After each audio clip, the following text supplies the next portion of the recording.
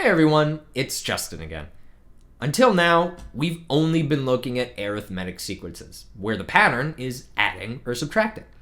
In this video, we're going to learn about a new type of sequence with a completely different pattern: geometric sequences. What made arithmetic sequences special was that they repeatedly added or subtracted.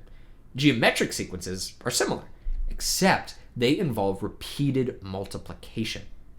This is an example of a geometric sequence. Can you recognize what's being multiplied? Well, from 1 to 2, you'd multiply by 2. From 2 to 4, that's also multiplied by 2. 4 times 2 is 8. 8 times 2 is 16, on and on and on. So this sequence is created by repeatedly multiplying by 2. This number that is used to create the multiplication pattern in a geometric sequence is called a common ratio, and it's denoted in functions by the variable r. Let's try to find the next term in this geometric sequence. First, we have to find the common ratio.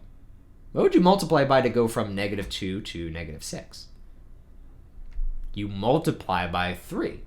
From -6 to -18 is another multiplication by 3. And again from -18 to -54. So clearly the common ratio is 3. Now we just use that to find the next term, which will be the fifth term in the sequence. We take the fourth term and multiply it by 3, and we get -162. So the next term in this sequence is -162. What's the next term in this sequence?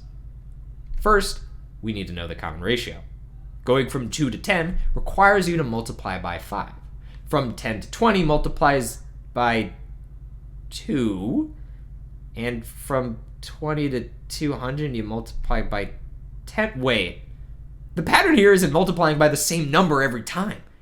There isn't a common ratio, which means this isn't a geometric sequence.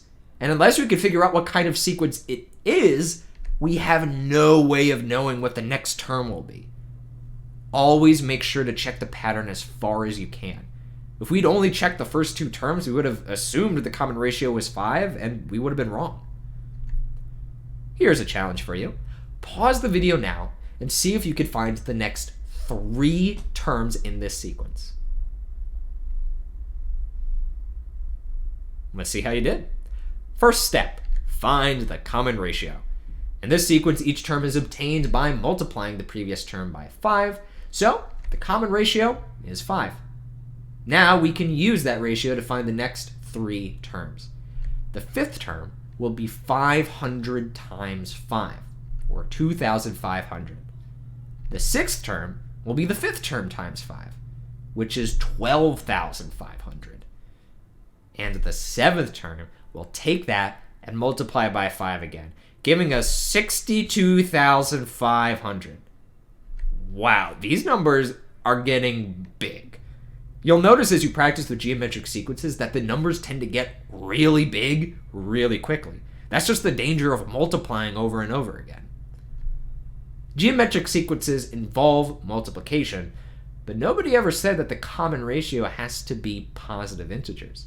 In the next video, we're going to continue practicing with geometric sequences, but this time they'll include negative and fractional ratios. See you then.